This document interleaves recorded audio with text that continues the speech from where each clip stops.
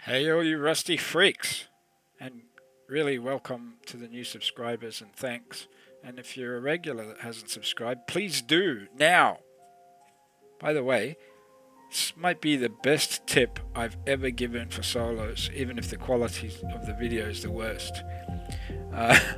If you're a regular here, you would have noticed that all my latest videos are hints and tips. Well, that's because my mouse hand is buggered at the moment with RSI. Normally I'd probably do about 5 videos of gameplay before I do a hints and tips video. In the past, videos like this, I've helped you get from beach to base with rules that you can find in my Discord like this. They'd probably give you a 20 to 30% survivability boost. You could screenshot that, and more famously, I've pushed the fact that multiple tiny bases are the absolute best way to survive all wipe long. I made a 2-part video with the first part being about the tiny bases, because the moment you have a base bigger than 3 foundations, you become a target for raids. The second part of the 2-part video is about very specific rules, do's and don'ts, for your little bases, tiny shitty bases strategy. If you follow those, give at least your base will survive all wipe and your loot. But today's tip is going to boost your survivability maybe tenfold. I shit you not.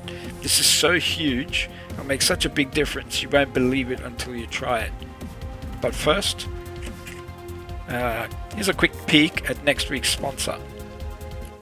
Have you ever dreamed of a game like Rust but with a DayZ vibe, with a Tarkov feel? Have you ever wished that you could have a backpack in Rust? Ever wished recycling was faster? Wished that you could recycle safely? Have you ever wished you could get a real and frightening PvE experience in Rust? Have you ever wished you could send your friends some kind of in-game currency to help them out? Do you miss elements from other open world games like Elder Scrolls? Do you ever wish armor actually worked like armor? It's meant to stop damage. You would take no damage until the armor's broken. Don't you wish there was a great server where admins are active? Whoa, wouldn't it be cool if you could have your own specialized vehicles with stuff like guns mounted on them or extra armor? Do you wish you had a choice between playing chill in a safe area or going real hardcore? Do you ever wish there was actually a point to PvP? Don't you wish the game had an inbuilt like factions or something where you've got a reason to hate the other side? Imagine a new and different kick-ass modded Rust on a whole modded map. Well, picture this. A fully customized survival adventure RPG Rust server in a huge and detailed British Isles map to explore and roam around. Designed specifically for PvP, real PvE, and everything in between. Guys, let me tease you a bit. 2 tribes, 1 within walled compounds. I mean, this is a real reason to PvP. 4 tiers of loot, advanced armors which actually protect you for real, fully integrated game currency, a custom GUI. Unlike Facepunch, everything has instructions and guides.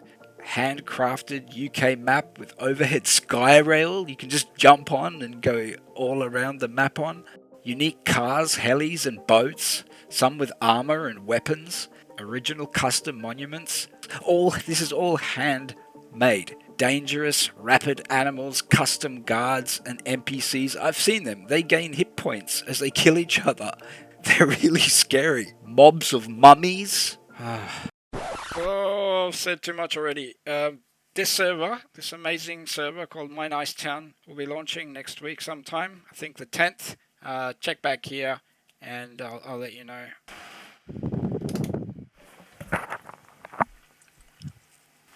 Hey, you rusty freaks.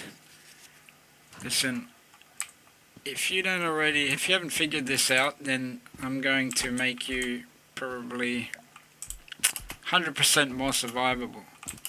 twice as survivable as you are now as a solo. At least, if not 4 times as survivable. Do you watch Rust videos? Do you watch solo players?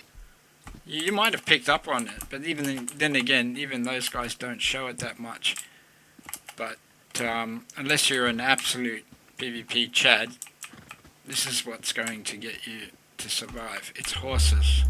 You've got immediate cover. You can always jump off your horse and use it as cover. It's a great meat shield. It's fast travel to any monuments around you. You can immediately get. That means you can build further away from monuments. You can find a better hidden area. If someone starts shooting at you, you can escape and evade much faster. You can farm safer. You can do hit and run combat. You can do fast raids. You know, like throw 2 C4s on a base, boom boom, loot it, and then ride away as fast as possible. You've got extra storage. I mean, a horse immediately comes with 4 slots, but you can then buy bags and get even more storage.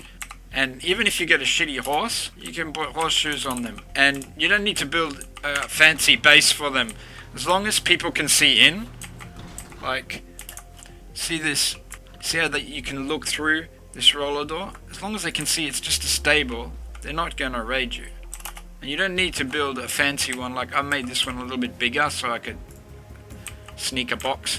And then, even if you want to keep 4 horses, all you need is a base this size. And if you don't have the skin for the roller door, just put a window or one of these trading things. That's all the space you need. It's just 3 foundations to keep 4 horses.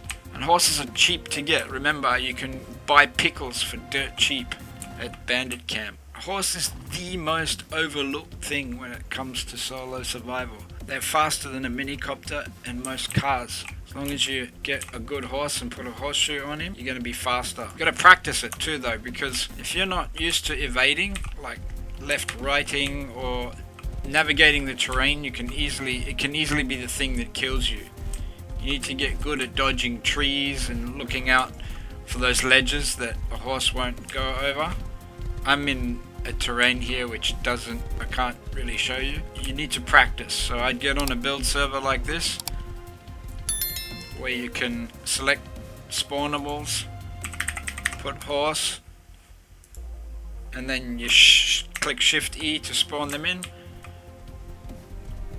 The server I'm on right now is Intoxicated Gaming Sandbox. It's the Australian one. If you make a 3 foundation stable, you can actually fit a minicopter in there.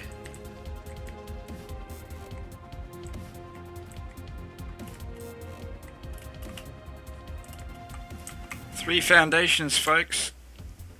It's a little trick I sometimes use. Just 3 foundations. And you can get your horse out like this too.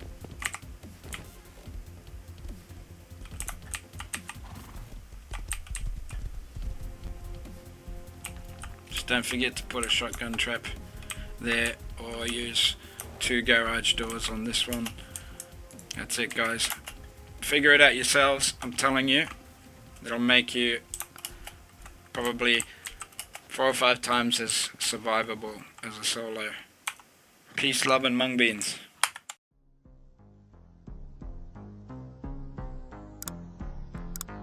Hi Paxus, can you not raid my base? Hi Paxus, can you Paxus? Can you Paxus? Can you not raid my base? Hi Paxus, can you Paxus? Can you...